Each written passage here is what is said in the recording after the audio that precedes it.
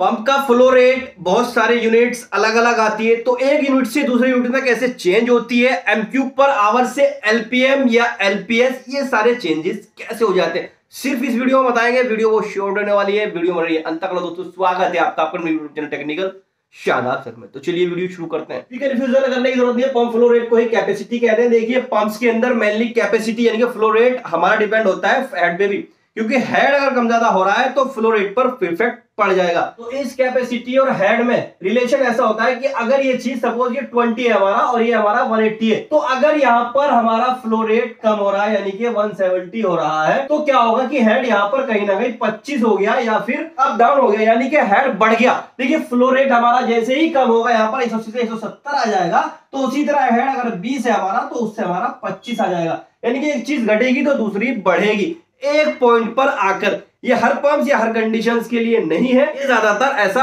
होता है। बाकी चार्ट आता है उसके एफिशिएंट को लेकर, हेड को लेकर और कैपेसिटी को लेकर, वो चार्ट आप देख लेना।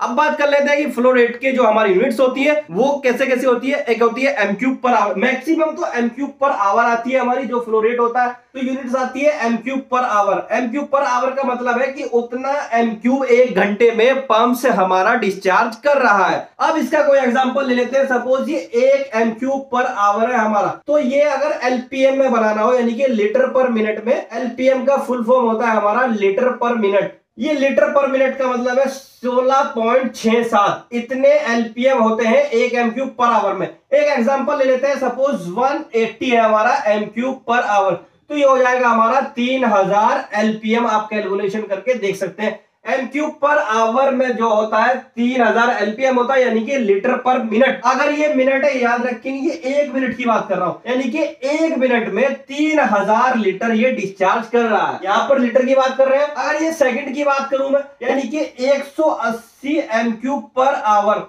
ये हमारा कितने सेकंड में, तो इसको क्या करेंगे, यहां पर मिनट है, मिनट के बाद में यहाँ पर इस 3000 को डिवाइड बाय 60 कर देंगे। अगर 60 कर देंगे 0 से 0 वही, और ये आ गया हमारा 50, ये आ गया एलपीएस। अब याद रखेंगे कि लीटर पर सेकंड की मैं बात कर रहा हूं, यानी कि इतने लीटर पर सेकंड में 50 लीटर हमारा पंप ये डिस्चार्ज कर रहा है। इस तरह से आप कैलकुलेशंस कर सकते हैं। अगर इसकी बात करूं कि एक एम क्यूब पर आवर में कितने एलपीएस होते हैं, तो उससे कैलकुलेशन कर सकते हैं 1 एम क्यूब पर आवर।